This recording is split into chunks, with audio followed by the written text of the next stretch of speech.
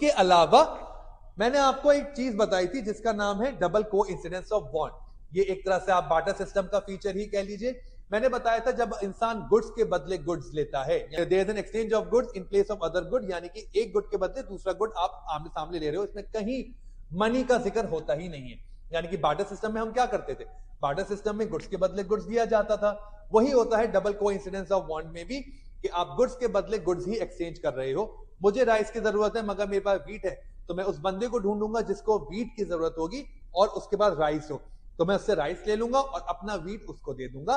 This situation is known as double coincidence of bond. मगर ये बड़ी दिक्कत वाली सिचुएशन होती है। जरूरी नहीं हर बार आपको कोई भी ऐसा बंदा मिले जो दोनों ही इत्तेफाक रख रहे हो, कोइंसिडेंस हो कि भैया जो आपको चाहिए वो उसके पास हो और जो उसके चाहिए कोई भी प्रोडक्ट वो हमारे पास हो। ठीक है, तो ये इसी को एलिमिनेट करने के लिए ही मनी को स्टार्ट किया गया है। ठीक, ओके। सो